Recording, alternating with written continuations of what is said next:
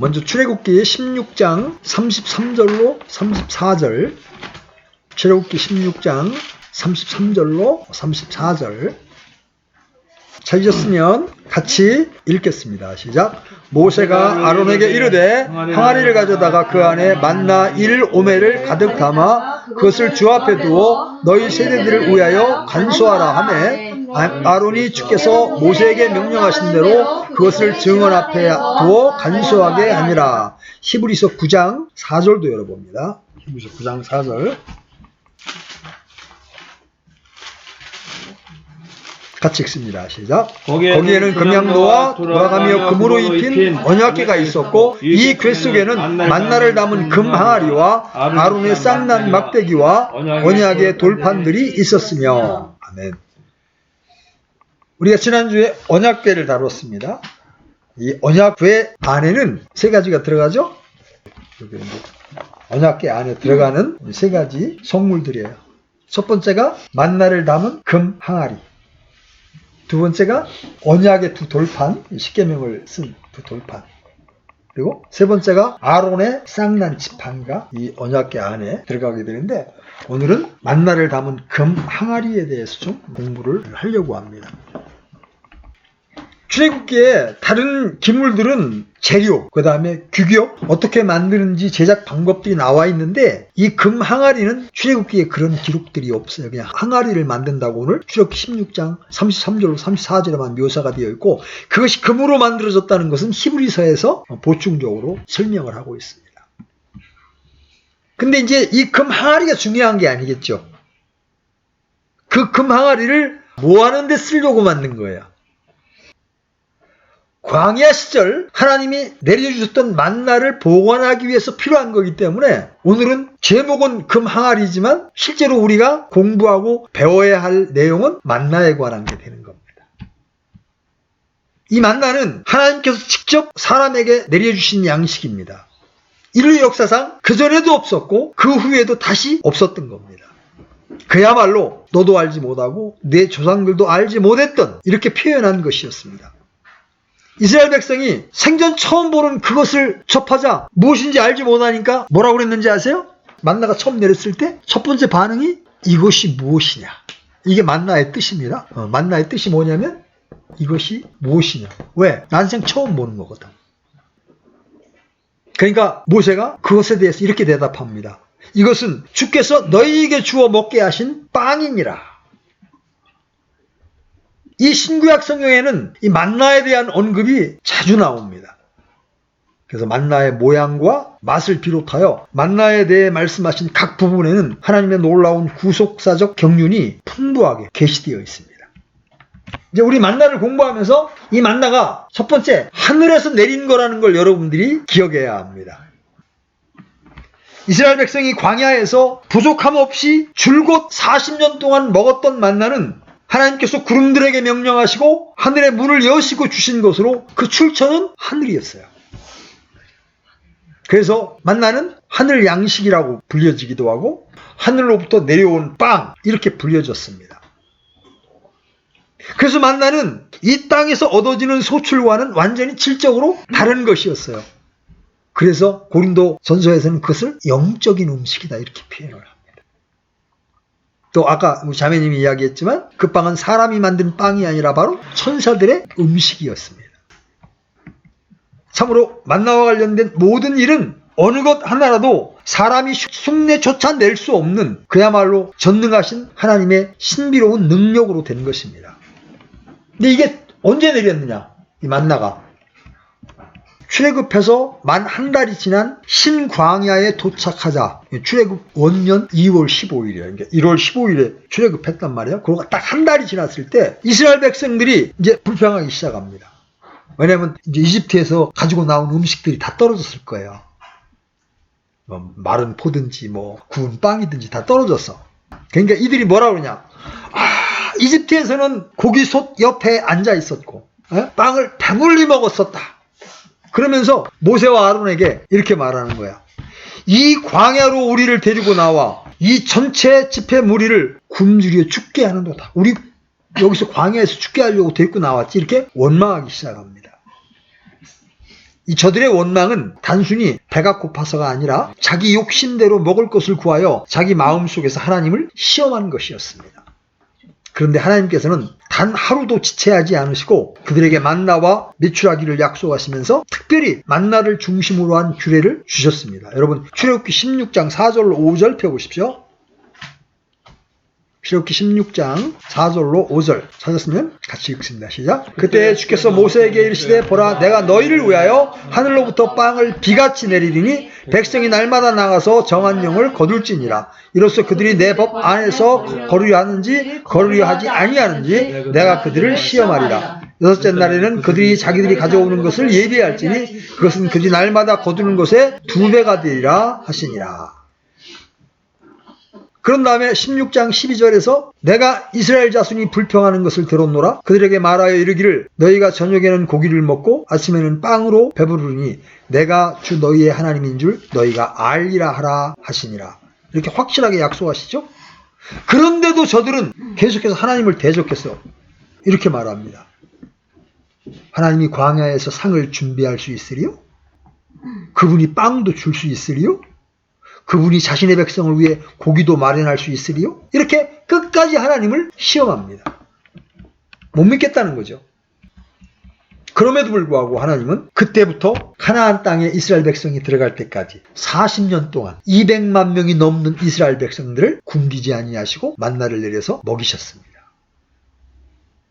자, 이제 만나의 맛과 그 구속사적인 의미, 만나가 무슨 맛이었을까? 사람들은 아우 그거 정말 맛없었을 거야. 그래서 이스라엘 백성들이 불평했을 거야. 이렇게 생각하기 쉽습니다. 그러나 성경은 그렇게 말씀하시지 않습니다. 여기 출애굽기 여러분 피고 계시면 16장 31절 봐요. 거기서 만나의 맛이 그것의 맛은 꿀로 만든 빵 같았더라. 여러분 꿀은 단맛을 가지고 있잖아요. 그 단맛은 사람들의 미각을 만족시키고 기분을 좋게 만들어줍니다. 만나가 꿀로 만든 빵 맛이었다는 표현은 제일 맛있는 음식이라는 의미예요. 하나님의 말씀도 꿀과 벌집보다 더 달다. 우리가 가난한 마음으로 어느 날 하나님의 말씀을 대하면 진짜 꿀송이처럼 달아지는 때가 있어요. 부유한 마음으로 읽을 때는 그냥 말씀이야. 그런데 내가 어떤 고난을 당했거나 아주 가난한 마음으로 마음이 기경된 상태에서 딱 말씀을 대하게 되면 그 말씀이 그렇게 답니다. 하나님의 말씀의 가치와 효능과 맛은 너무나 깊고 오묘해서 인간의 영육을 만족시키기에 충분하므로 최고의 음식이요 천하에서 제일 맛있는 음식입니다. 자, 꿀과 같은 맛이라고 해서 두 번째 민수기 11장 8절을 보면 한번 열어보십시오. 그것으로 납작한 빵을 만들었는데 그것의 맛은 어떤 맛? 신선한 기름 맛이다. 고소했다는 거죠. 이스라엘 백성들은 이러한 신선한 기름 같은 빵을 매일 먹고 있었습니다. 그럼에도 불구하고 섞여 사는 무리가 탐욕을 품어 이집트에 있었을 때를 추억하면서 누가 우리에게 고기를 주어 먹게 할까? 그러면서 우리의 혼이 메마르고 이렇게 불평합니다. 혼이 메마르고 그러니까 우리에게 좀 안 와닿죠. 거기서의 혼은 영혼 몸을 이야기할 때 혼이라기보다는 우리 지금 생명이 기진했다. 우리의 힘이 빠졌다. 그런 의미예요. 말하자면 원기를 북돋워주는 음식이 필요하다. 이런 얘기를 하고 있는 겁니다. 그러나 진정으로 그들에게 원기를 주고 있었던 음식은 매일 먹던 만나였습니다. 기운이 세한 자들에게 꼭 필요한 음식이 있다면 실상 만나뿐이에요. 여러분 이걸 우리가 하나님의 말씀으로 한번 대비를 시켜봐요. 만나로 대비된 하나님의 말씀은 우리 일상생활에 활력이 넘치게 해주는 가장 기름진 음식이요 원기를 돋우는 꿀과 같은 최상의 음식이에요. 여러분이 말씀을 읽을 때 또는 말씀을 들을 때 별거 아닌 것 같죠? 여러분이 말씀을 대하고 하루를 시작하는 것과 그렇지 않고 시작하는 것과는 천양지차입니다. 나도 모르게 말씀이 내 안에 흘러 들어오게 되면 그것이 나를 이끌어주고 나로 하여금 죄를 이기고 세상을 이기게 해주는 힘이 된다는 거예요.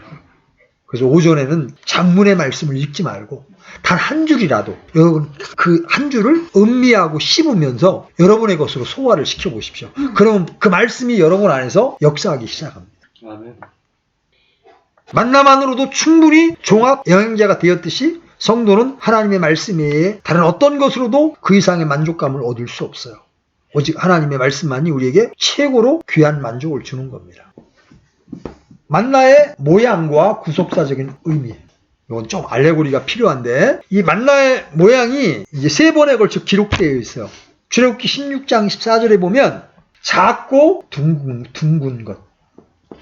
즉 어떻게 생겼다? 땅 위에 내리는 흰 서리같이 작은 것. 이게 출애굽기 16장 14절에서 나온 만나의 모양이에요.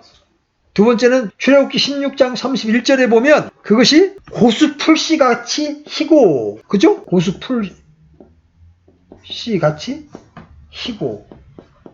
그 다음에 민수기 11장에 가보면 그게 벨리움 색 같더라.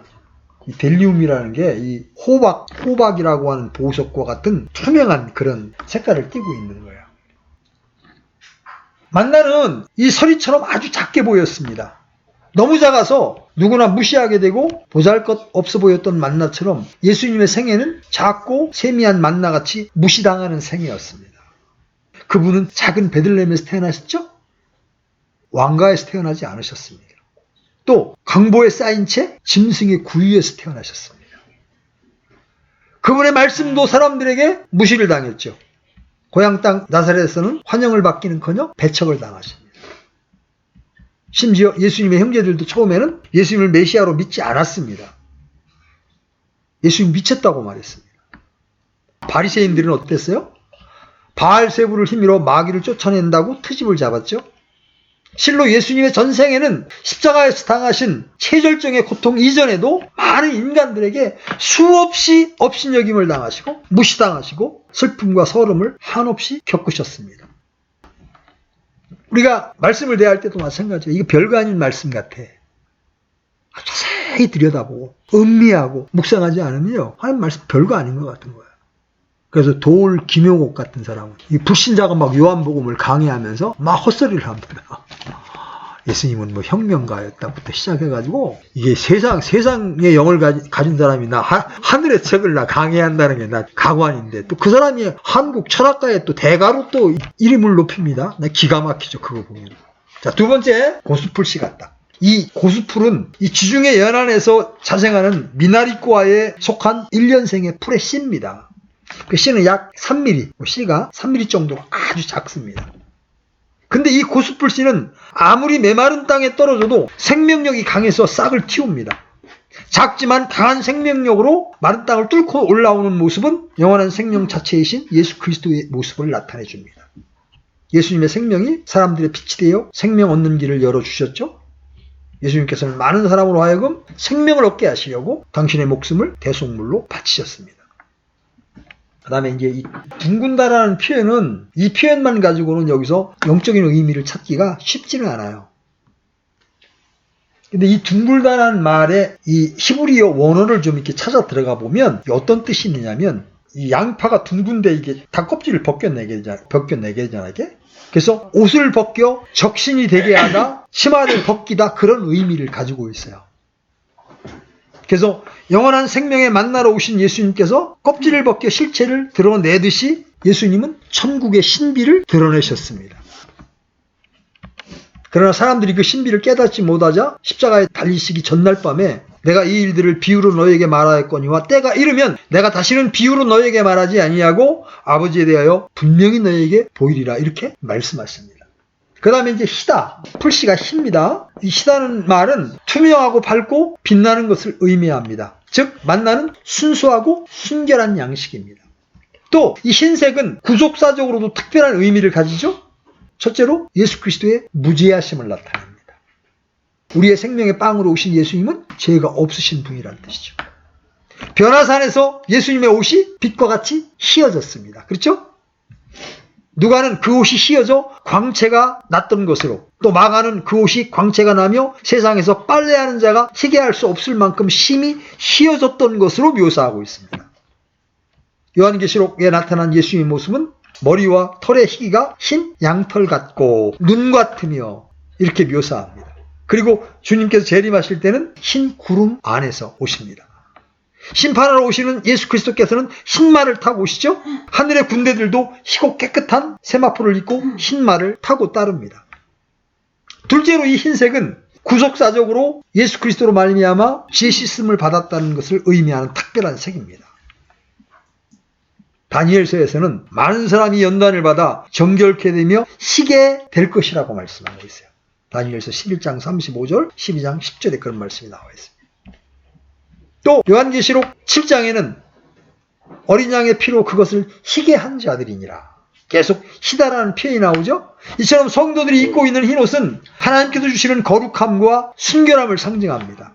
성도들의 옳은 행실을 나타냅니다. 바로 종말의 성도들이 입어야 할 옷도 흰옷입니다. 색깔이 델리움 같다. 어떤 성경들은 이걸 색깔로 표현하지 않고 모양이 진주 같다 이렇게 모양으로 표현하는 부분도 있지만 아무튼 영어 킹제임 성경은 그걸 모양보다는 색깔로 델리움 색과 같았더라. 이 델리움은 흔히 호박이라는 보석으로 알려졌는데 호박은 속이 다 보이는 투명체입니다. 그러므로 만나는 그 색깔이 값진 보석처럼 영롱한 빛을 내고 있었음을 알 수가 있겠죠. 이스라엘 백성이 흔하게 먹었던 만나가 에덴 동산 주위에 있었던 영롱한 빛을 내는 보석 같은 모양이었던 겁니다. 생명의 만나이신 예수님은 보화 중에 보화시죠. 하나님의 신비이죠. 우리의 영광의 소망이십니다. 자, 에스카는 바리새인들은 겉으로는 아름답게 보이지만 그 안에는 모든 더러운 것이 가득했습니다. 그러나 예수님께서는 겉과 속이 같으신 참으로 세상에서 가장 투명한 참 보석이 되신다. 자, 네 번째, 만나를 먹는 방법과 그 교훈. 만나를 먹는 방법과 그것이 주는 교훈은 어떤 것인가? 만나를 어떻게 먹었을 것 같아요, 여러분? 출애굽기 16장 22절로 23절. 원래 처음에 만나는요, 조리하지 않고 내려주신 그대로 먹었어요. 근데 만나가 내리기 시작한 지 6일째 되던 날에 하나님께서 이렇게 말씀하십니다. 같이 읽습니다. 시작. 구울 것은 오늘 굽고 끓일 것도 끓이고 남는 것은 너희를 위하여 아침까지 간수하라. 이렇게 만나의 조리 방법을 가르쳐 주십니다. 근데 민수기 11장 8절에 가면 좀 더 상세하게 나와. 한번 열어보십시오. 민수기 11장 8절. 민수기 11장 8절 같이 읽습니다. 시작. 백성이 두루다니며 만나를 거두어 맷돌에 갈기도 하고 절구에 찢기도 하며 납작한 판에 굽기도 하고 그것으로 납작한 빵을 만들었는데 그것의 맛은 신선한 기름맛 같았더라. 자, 만나를 빵으로 만들기 위해서 세 가지 방법을 사용했습니다. 첫째, 맷돌에 가는 방법. 두 번째, 절구에 찢는 방법. 세 번째, 납작한 판에 굽는 방법. 자, 첫 번째 봐요. 맷돌에 갈기도 하고. 맷돌은 곡식을 갈아서 가루로 만드는 데 쓰이는 기구입니다. 다 아주머니들이 콩 같은 거 이렇게 다 갈았습니다. 그래서 고대 근동에서는 집집마다 손으로 돌리는 맷돌이 있었습니다. 우리도 시골에 살 때 집집마다 맷돌이 다 있었습니다. 곡식을 맷돌에 넣어 갈면 무거운 돌과 돌 사이에서 압축돼서 형체가 모두 사라지고 가루가 되죠. 이는 예수님이 겪으실 참으로 감당하기 어려운 고난을 상징합니다. 예수님께서는 인간에게 영원한 생명을 주시려고 아버지의 뜻에 순종하면서 맷돌에 갈리는 듯한 극심한 고난을 당하셔야 했던 거예요. 예수님께서는 그리스도가 이런 일들로 고난을 당하고 자기의 영광에 들어가야 함이 마땅하지 아니하냐 이렇게 말씀하셨습니다. 사도 바울은 성도들을 향하여 예수 그리스도와 함께 영광 중에 거하려면 그러므로 땅에 있는 너의 지체를 죽이라고 말씀하십니다. 육신의 생각을 영적인 맷돌에 갈아 넣어서 부수어야 된다는 거죠. 철저하게 회개하는 통곡, 마음을 갈기갈기 찢는 참회, 이것이 바로 영적 맷돌에 갈리는 소리입니다. 그래서 참된 교회는 영적인 맷돌 소리가 계속 들려줘야 하는 거예요. 십자가의 메시지가 계속 선포되고 자신을 십자가에 넘기우는 그런 훈련이 계속 되어야 된다는 거죠. 우리 모두 하나님의 말씀의 맷돌 속에 옛사람의 가루를 완전히 부수어서 새사람을 입는 거룩하고 아름다운 성도가 되는 것을 추구해야 됩니다. 두 번째, 절구에 찢기도 하고. 절구는 여러분 이렇게 돌로 만든 절구통에다가 이렇게 찢습니다. 이렇게 시골에서 이 집 참 많이 했어요. 진짜 힘들어. 땀이 삐질삐질 납니다. 이거 하려면은. 절구통에 덩어리를 넣고 찌우면 껍질이 벗겨지고 터지고 깨어지고 부스려져서 형체를 알아볼 수 없게 됩니다. 이것은 생명의 구주이신 예수님께서 순환을 당하실 때 절구에 찢어지듯이 그분의 육체가 산산조각으로 부수어지는 고통을 생각나게 하죠. 채찍에 맞으신 예수님의 몸은 갈기갈기 찢겨졌죠. 양손과 양발에는 못이 박혀서 신경과 세포와 살점이 터지고 깨어지고 부서뜨려졌습니다. 바로 우리의 생명의 양식이 되시기 위해서 주님은 이렇게 고난을 당하신 거예요. 세 번째, 납작한 판을 이제 가마라고도 표현할 수 있고 솥단지라고도 표현할 수 있어요. 굽기도 하여. 이 가마에 삶아서 익히거나 불에 구웠다는 것은 본래 생명이 완전히 죽음에 이른 것을 의미합니다. 6월절에 먹는 어린 양도 불에 구워 먹었죠. 그렇죠? 이는 예수 그리스도께서 십자가 위에서 받으신 최절정의 고난을 연상시키는 겁니다. 하나님의 아들 예수 그리스도께서 6월절 어린 양으로 십자가에 달려 죽으신 것은 고난의 절정이었죠. 친히 나무 십자가에 달려 많은 사람의 대속물로 당신의 목숨을 버리신 겁니다. 그 불타는 뜨거움으로 주님은 목마르다고 애치셨죠. 이것은 인간에 대한 하나님의 사랑의 극치요 확증입니다. 한편 이 넓적한 판에 굽는 과정은 성도가 받을 불같은 연단과 시험을 연상하기도 합니다. 그래서 베드로전서 4장 12절로 13절에서 사랑하는 자들아 너희를 단련하려고 오는 불같이 시련의 고난에는 마치 이상한 일이 너희에게 일어난 것 같이 이상히 여기지 말고 오히려 너희가 그리스도의 고난에 참여하는 자가 되었으므로 기뻐하라. 이것은 그분의 영광이 드러날 때에 너희가 넘치는 기쁨으로 또한 즐거워하게 하려 함이니라. 이렇게 말씀하고 있어요. 구속받은 성도의 사는 길은 그리스도의 십자가의 고난에 참여하면서 오직 나를 위하여 자기 몸을 버리신 하나님의 아들을 믿는 믿음 안에서 사는 겁니다. 그 다음에 빵으로 만들었으니 여러분 그냥 알갱이로 먹을 수도 있었는데 이 알갱이를 곱게 빻아서 빵으로 만들었습니다. 우리가 먹을 수 있는 맛있게 먹을 수 있는 빵의 형태로 만들었어요. 근본 하나님의 본체이신 예수님께서는 사람의 모양으로 나타나실 뿐만 아니라 자기를 낮추시고 죽기까지 복종하셔서 십자가에 죽으신 그 큰 희생을 나타냅니다. 우리가 세상을 살아가는 힘은 하나님께서 주신 빵을 통해 얻을 수 있죠. 생명의 빵으로 그분이 오신 것을 보여줍니다. 이 만나의 다양한 조리 방법에서 우리가 좀 더 깊이 있게 구속사적인 교훈을 살펴볼 필요가 있어요. 예수님께서는 산헤드린 공회에서 사형 선고를 받는 순간 사형수로 취급을 받았습니다. 인간 이하의 멸시와 천대 큰 고통을 받으셨죠. 처음 안나스에게 신문을 받을 때 직무수행자 중 하나가 손으로 예수님을 칩니다. 예수님의 얼굴에 가래침을 뱉고 주먹으로 치고 눈을 수건으로 가리고 얼굴을 손바닥으로 때리면서 너 그리스도야. 우리에게 대언하라.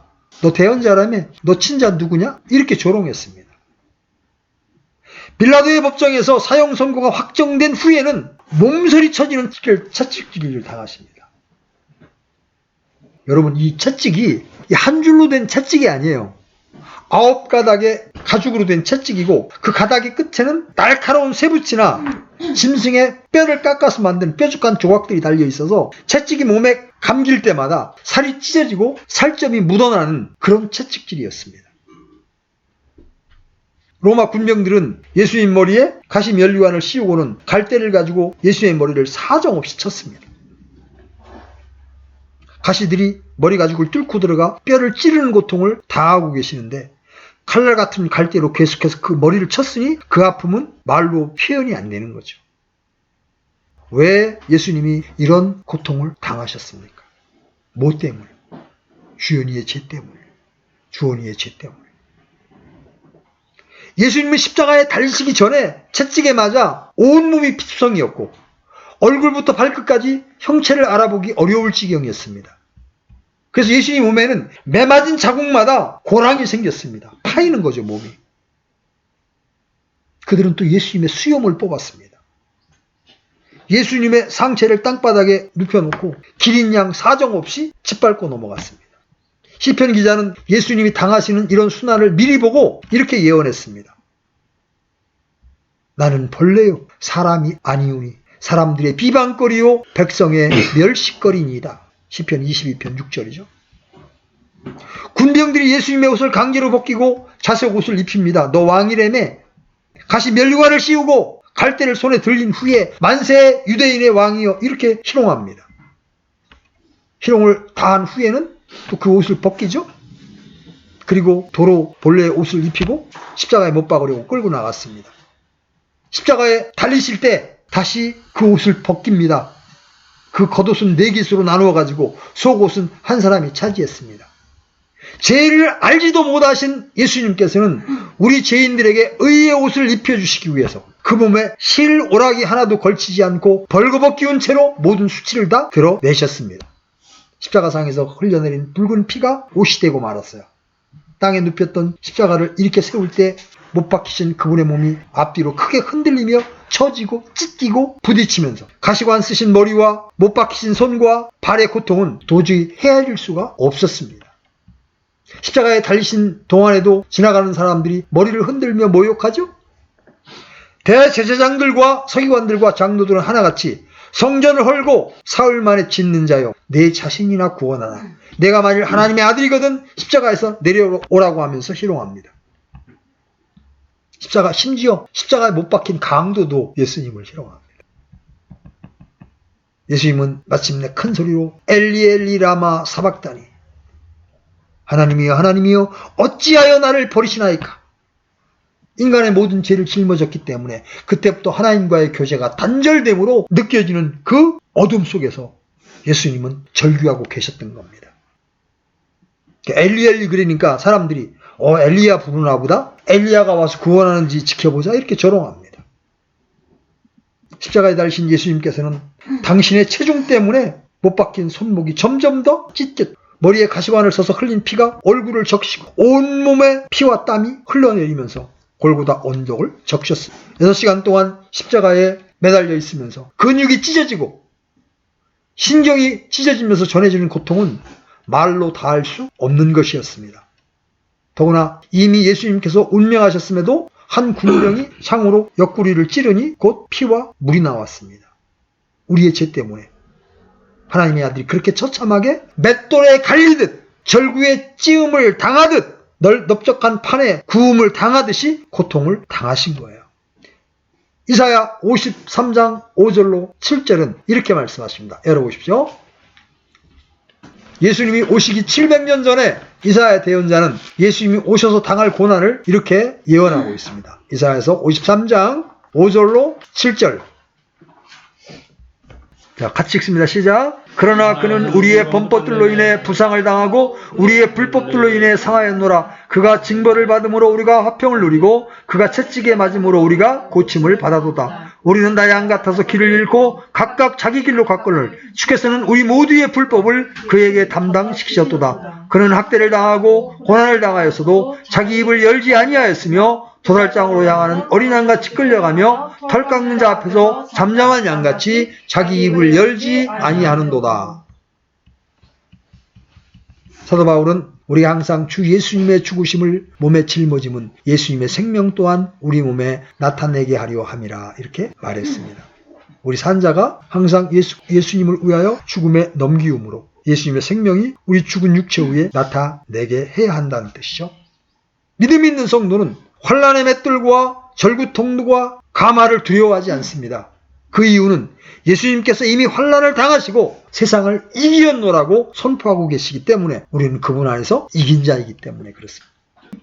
여러분 한번 200만 명이 넘는 이 이스라엘 백성이 40년 동안 전혀 굶주리지 않은 사실을 여러분 한번 생각해 보십시오.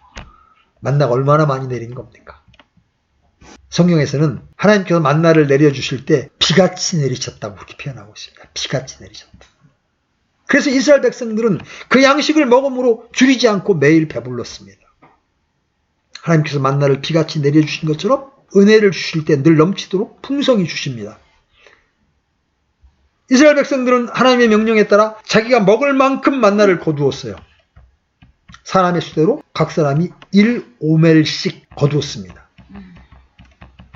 여러분 한번 생각해봐. 우리 두 식구가 사는데도요 돈이 만만치 않게 들어요. 그런데 200만 명이 먹는 거 식비, 그 다음에 전기료, 광열비, 피복비, 그때는 오락이나 게임 프로그램이 없었으니까 핸드폰도 없었으니까 그런 돈은 안 들어간다고 치고 인간의 생존에 필요한 것만 한번 생각해봐. 식비, 피복비, 전기료, 신발. 이거 돈으로 환산하면 40년 동안 200만 명이 먹으려면 아마 수백조가 들어갈 겁니다. 그쵸? 이 아파트가 커가지고 겨울에는 이게 난방비만 막 30만 원, 40만 원이 나와요. 근데 하나님이 뜨거울 때는 구름 기둥으로 덮어주시고 추울 때는 불 기둥으로 덮어주시면서 난방을 해주시고 또 피복은 이스라엘에서 나온 그 피복이 40년 동안 닳지도 않아. 여러분 여기서 청량하기 어려운 광야의 은혜를 여러분 생각할 수 있는 거예요. 하나님께서 광야 생활 내내 부어주신 은혜가 먹는 만나뿐이 아니잖아요. 근데 모든 면에서 먹는 물, 신발, 의복, 기후 어떤 면에서도 40년 동안 조금도 부족함이 없었습니다. 그 은혜를 어찌다 계산하며 무엇으로 보답할 수 있겠습니까? 40년 동안 눈동자같이 지켜주신 그 무한한 은혜, 독수리 날개로 업어 인도하신 은혜, 우리를 낳아주신 육신의 부모도 도무지 해줄 수 없는 것, 오직 전능하신 하늘 아버지의 크고 자비하신 사랑으로만 가능했던 은혜였습니다. 이 은혜는 지난날 광야에서 이스라엘 백성들에게 주신 것으로만 끝나지 않습니다. 오늘 우리에게도 숨쉬는 순간마다 동일하신 하나님께서 동일한 무게로 부어주고 계십니다. 그 은혜가 아니면 한순간도 우리는 살 수가 없습니다. 여러분 공기 하나 생각해 보세요. 하나님이 대기권을 인간이 사는 이 지구에만 두셨잖아요. 이 공기를 5분만 만약 하나님이 이 대기권에서 빼내간다고 생각해 보세요. 우리는 다 죽습니다. 태양 마찬가지죠. 햇빛을 내려주시지 않으면 한 달만 내려주시지 않으면 우리는 다 동태가 됩니다. 그래서 시편 기자가 주께서 내게 베푸신 모든 은택으로 인하여 내가 그분께 무엇으로 보답하리요 이렇게 고백합니다. 우리도 각자 나에게 베풀어 주신 형언할 수 없이 큰 은혜를 기억하면서 늘 감사가 차고 넘치는 삶을 살아야 됩니다. 여러분의 입에서 감사가 떨어지지 않게 되기를 바랍니다. 여러분이 존재하는 것, 여러분이 구원을 얻은 것, 또 미래의 영광의 소망을 즐거워할 수 있는 것, 이 모든 것들이 하나님의 은혜로 되어진 것입니다. 네. 이제 만나를 거두는 법칙 한번 우리가 생각해 봅니다. 어떻게 만나를 거뒀어요? 여러분 출애굽기 먼저 16장 21절 한번 보십시오. 이스라엘 백성은 아침마다 합니다. 첫 번째가 아침마다 자기가 먹을 만큼 만나를 거두었습니다. 그래서 해가 뜨겁게 쬐면 만나가 녹아버리기 때문에 늦게 일어나면 거둘 것이 전혀 없어요. 그래서 하루 굶게 되죠. 게으른 자는 영적인 양식을 먹을 수가 없어요. 부지런한 자가 풍족함을 얻습니다. 여기서 우리가 영적 교훈을 얻는다면 우리도 아침마다 먹을 만큼 하나님의 말씀을 대하는 훈련을 해야 합니다. 먹을 만큼만. 욕심부려서 한 챕터를 다 읽는다 의미 없어요. 내가 먹을 만큼, 내가 소화할 만큼 탁 해서 그 말씀을 하루 종일 계속 묵상하면서 여러분들이 계속 입으로 씹어가면서 여러분 속에 체화를 시키면 여러분의 그것이 양식이 됩니다. 아침마다. 두 번째, 이슬이 마른 후에. 이건 출애굽기 16장 13절로 14절에 나옵니다. 이 만나는 언제 내리냐면 밤에 이슬이 진에 내릴 때에 내립니다. 이제 이슬이 싹 증발되고 나야 이 만나가 서리같이 세미한 모습으로 드러납니다. 근데 이 이슬은 연간 강수량이 부족한 팔레스타인에서 농작물에 더없이 소중한 거예요. 바로 하나님의 은혜를 말할 때 이슬이라는 표현을 자주 씁니다. 그래서 하나님의 은혜가 내릴 때 그 은혜 속에 하나님의 말씀이 만나가 포함되어 있는 거예요. 그 다음에 세 번째로 출애굽기 16장 4절에 보면 이스라엘 백성들에게 허락된 만나는 하루 분식의 양식이었어요. 아침까지 그것을 남겨두지 말라. 출애굽기 16장 19절에 이런 말씀이 나와요. 근데 이 말씀에 불순종해서 당일에 먹지 않고 다음날까지 남겨두면 어떻게 돼? 벌레가 생기고 냄새가 납니다. 그래서 예수님께서도 기도를 가르치실 때에 오늘 우리에게 일용할 양식을 주옵시고 매일매일의 양식이 필요합니다. 옛날의 간증을 울고 먹으려고 하지 마시고 옛날에 좋았던 말씀만을 회상하지 마시고 매일매일 말씀을 대하면서 일용할 양식으로 여러분 취하시기 바랍니다. 그리고 우리가 구할 것은 하루하루 일용할 양식이지 필요 이상의 것은 모두 욕심이에요. 이튿날의 부족을 걱정해서 물질을 쌓아두려고 하지 말고 그날에 만족하고 감사하라는 귀한 가르침이죠. 아직 일어나지 않은 내일의 문제를 오늘 해결해보려고 염려하고 조급해하는 것은 너무나 어리석은 일입니다. 한날의 괴로움은 그날에 족하니라. 근데 제6일째는 어떻게 했어? 제6일에는 날마다 거두던 것에 갑절로 거두어야 했습니다. 왜 그랬어요? 원래 1오멜씩 거두는데 1오멜이 2.34리터예요. 갑절이면 2오멜이죠. 4.68리터의 만나를 거두었습니다. 그런데 말씀의 불순종에서 평일에 거둔 만나를 다음 날까지 남겨두면 이게 썩고 악취가 났죠. 여기서 하나님께서 딴 날은 이틀치 거두면 썩는데 6일째 거둔 양식은 이틀치를 거둬도 썩지를 않습니다. 여기서 하나님께서 이스라엘 백성들이 깨닫기를 원하시는 중요한 원리가 있어요. 그것은 하나님께서 이스라엘 백성이 안식일을 거룩히 지키기를 원하셨던 거예요. 안식일의 규례는 그 후에 시내 광야에서 십계명을 통해 주어졌지만 그 전부터 이스라엘 백성은 만나를 거두는 법칙을 통해 안식일을 준수하고 있었던 겁니다. 안식일은 하나님께서 6일 동안의 천지 창조 사역을 마치시고 7째 날에 안식하신 것, 이것을 기념하여 사람들에게 지키게 하심으로 하나님께서 모든 만물의 주인이심을 확고하게 인식하게 하기 위해서 주신 규례입니다. 또 이 출애굽기 16장 17절로 18절에 보면 이스라엘 자손이 그와 같이 하여 거두되 많이 거두는 자도 있었고 적게 거두는 자도 있었으나 오멜로 그것을 대어보니 많이 거둔 자도 남지 아니하고 적게 거둔 자도 모자라지 아니하여 그들이 각각 자기가 먹을 만큼 거두었더라 라고 말씀하고 있습니다. 만나를 많이 거두었든지 적게 거두었든지 각자 장막에 가지고 가서 오멜로 측량해보면 남은 사람도 없고 모자란 사람도 없었다는 겁니다. 신비하죠? 만나를 거두는 과정에서 역사하신 하나님의 놀라운 간섭입니다. 욕심으로 많이 거두었다고 해서 많이 먹이지 아니하셨고 적게 거두었다고 해서 굶게 하지 않으셨다는 거죠. 그래서 사도 바울은 이 만나를 거두는 신비한 섭리를 예로 들어서 균등의 원리를 설명하고 있죠. 이제 이번에는 너희의 넘치는 것으로 그들의 부족함을 공급하고 또한 그들의 넘치는 것으로 너희의 부족함을 공급하여 균등하게 하려는 것이라. 이것은 기록된 바 많이 거둔 자도 남지 아니하였고 적게 거둔 자도 모자라지 아니하였더라 함과 같으니라. 이런 원리가 신약의 신자들의 삶에도 적용되기를 하나님은 원하시는 거예요. 그래서 잠언 3장 27절로 28절에서 내 손안에 선을 베풀 힘이 있거든 마땅히 그것을 받을 자들에게 선 베풀기를 금하지 말며 그것이 내 곁에 있거든 내 이웃에게 이르기를 갔다가 다시 오라 내가 내일 주리라 하지 말고 이렇게 말씀하고 있습니다. 오늘 도울 수 있다면 그 손을 펴라는 겁니다. 하나님의 말씀대로 살지 않고 욕심으로 재물을 많이 쌓아놓았다고 해서 그것이 우리 것이 되지 않습니다. 일용할 양식에 나머지 것은 내 것이 아닙니다.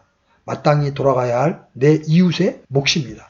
이웃의 몫을 탐욕으로 소유하면 결코 그것이 남아있지 못하고 부패하며 죄를 낳고 사망을 낳게 될 뿐이다. 자, 이제 만나를 주신 목적을 한번 살펴봅시다. 하나님께서 만나를 왜 내려주셨죠? 첫 번째, 이스라엘 백성들의 육적인 양식이었습니다. 어느 시대나 사람 사는 땅에 먹는 문제가 해결되지 않으면 원망이 일어나고 시비가 그치지 않습니다. 사람이 살 수 없는 땅 광야에서 무엇보다 배고픈 문제가 가장 컸겠죠. 그렇죠? 신광야에 이르러 백성은 모세와 아론에게 우리가 차라리 이집트 땅에서 고기솥 옆에 앉았던 때와 빵을 배불리 먹던 때에 주의 손에 죽었더라면 좋았을 터인데 너희가 이 광야로 우리를 데리고 나와 이 전체 집회 무리를 굶주려 죽게 하는도다. 이렇게 원망하기 시작합니다. 그러자 하나님께서는 아침에 빵으로 배불리 먹게 하리라 약속하십니다. 그래서 분명히 만나는 광야에서 굶주린 배를 위한 양식입니다. 분명히 이스라엘 백성들의 육적인 양식으로 주어진 겁니다. 광야에서 하나님께서 차려주신 신비로운 식탁이었죠. 40년 동안 이스라엘 백성은 내내 조금도 부족함이 없이 만나를 먹고 생존했습니다. 두 번째, 이 만나가 보여주시는 게 뭐예요? 영적으로 이제 사람이 빵으로만 사는 것이 아니요 주의 입에서 나오는 모든 말씀으로 사는 줄 깨닫게 해 주시기 위해서 주셨던 겁니다. 하나님의 말씀에는 죽지 않는 영원한 생명이 있습니다. 그래서 예수님께서 내게는 너희가 알지 못하는 먹을 양식이 있느니라 이렇게 말씀하시죠. 그러니까 누가 잡수실 것을 드렸지? 그러니까 예수님이 내 양식은 나를 보내신 분의 뜻을 행하고 그분의 일을 끝마치는 것이니라. 우리의 참 양식도 하나님의 말씀대로 하나님의 일을 이루는 것이어야 합니다. 빵을 먹을 때도 빵을 창조하신 말씀을 먹어야 건강합니다. 하나님의 말씀으로 사는 사람은 말씀으로 배부릅니다. 자, 세 번째, 왜 만나를 내려주셨느냐? 이스라엘 백성을 낮추어 하나님의 명령을 지키는지 아니 지키는지 시험하고 마침내 복을 주시기 위해서 만나를 내려주신 겁니다. 광야 생활에 생존하려면 싫든지 좋든지 하나님이 정하신 만나의 법칙을 조금도 어김없이 정확하게 복종해야 합니다. 광야에는 자기 힘으로 해결할 수 있는 것이 하나도 없죠. 하나님께서 만나의 규례를 주시면서 내 법 안에서 거리를 하는지 거리를 하지 아니하는지 내가 그들을 시험하리라고 말씀하셨습니다. 만나를 주시면서 그대로 행하는지 만나의 규례도 행하는지를 시험해 보시려고 만나를 주셨다는 거예요. 그럼에도 불구하고 이스라엘 백성들은 만나에 대해서 끊임없이 불평합니다. 광야 초기에 이 만나를 무시하고 지겹다고 원망합니다. 만나를 먹기 시작한 지 한 1년쯤 됐을 때 기브롯 핫다와라고 하는 곳에 진을 쳤을 때 이제는 우리의 혼이 메마르고 이 만나에는 우리 눈앞에 아무것도 없다. 지겹다는 거야. 만나만 먹었더니 기운이 빠졌다는 거야. 그러면서 고기를 요구합니다. 하나님께서 그때 바람으로 메추라기를 가져다가 어마어마하게 2큐빗 메추라기 쌓아놓으십니다. 그리고 먹게 합니다. 고기가 아직 그들의 입 사이에 있어 그들이 씹기도 전에 주의 진노가 백성을 향해 타올라 매우 큰 재앙으로 백성을 치셨습니다. 근데 이 광야 초기에만 이런 불평을 했습니까? 아니에요. 광야 말기에 만나를 먹기 시작한 지 한 39년이 되었을 때 또 불평합니다. 그때는 아론이 죽은 후였어요. 그때 이스라엘 백성이 이집트를 그리워하면서 모세한테 하는 말이에요. 어찌하여 당신이 우리를 이집트에서 데리고 올라와 광야에서 죽게 하느냐. 거기에는 빵도 없고 물도 없도다. 우리의 혼이 이 푸석푸석한 빵을 싫어하노라. 이렇게 모세를 향하여 원망합니다. 이 하나님께서 불뱀들을 백성 중에 보내서 백성들을 물게 하심으로 백성 중에 죽은 자가 많았죠. 저들이 이토록 불평했던 만나는 가나안 땅에 들어가서 그 땅의 소산을 먹은 다음 날부터 내리지 않았으므로 다시는 볼 수도 먹을 수도 없었던 겁니다. 자, 마지막으로 이 만나의 구속사적인 교훈. 예수님은 하늘에서 내려온 빵으로 영적인 양식입니다. 너희 조상들은 광야에서 만나를 먹었어도 죽었거니와 이것은 하늘로부터 내려오는 빵이므로 사람이 그것을 먹으면 죽지 아니하리라. 여러분이 예수님을 먹었다면, 예수님을 신뢰했다면 여러분은 죽지 않습니다. 나를 믿는 자는 죽어도 살겠고, 예수님은 하늘로부터 내려오신 분으로 사람에게 가장 소중한 영생의 빵을 주시는 분이십니다. 또 예수님은 우리의 모든 필요를 아시고 충족시켜주는 분이라는 것을 보여줍니다. 이스라엘 백성이 신광야에 이르러 양식이 떨어지자 원망했죠? 하나님께서는 그 어리석은 백성을 금방 멸하지 않고 자비를 베풀어 신속하게 응답하시고 놀라운 해결책을 허락하십니다. 아침에는 너희가 주의 영광을 보리니 너희가 주께서 불평하는 것을 그분께서 들으시니라. 그런 다음에 빵을 내려주십니다. 예수님도 보리빵 5개로 영혼들을 먹이시죠. 예수님은 우리의 필요를 아십니다. 그리고 우리를 만족스럽게 채워주시는 분이십니다. 우리의 필요를 채우시는 분입니다. 그래서 시편 기자는 고백하죠. 주는 나의 목자시니 내게 부족함이 없으리로다. 또 예수님은 우리의 일용할 양식이 되십니다. 이스라엘이 광야에서 매일 내린 만나에 의해서 생명을 유지하는 것은 우리 성도가 나그네같이 이 땅에 사는 동안 매일 예수 그리스도를 지속적으로 의지해야만 진정한 생명을 유지할 수 있음을 보여주는 거예요. 예수님을 의지하는 사람은 매일매일 예수님의 말씀을 양식으로 삼고 살아가는 사람이에요. 그래서 마태복음 4장 4절에서 예수님이 어떻게 말씀하세요? 사람이 빵으로만 살 것이 아니요 하나님의 입에서 나오는 모든 말씀으로 살 것이니라. 날마다 이 하나님의 말씀을 일용할 양식으로 삼아 살아가는 성도는 승리자가 될 수 있는 것입니다. 생명의 빵으로 오셔서 우리의 만나가 되신 주님을 찬양합니다. 아멘.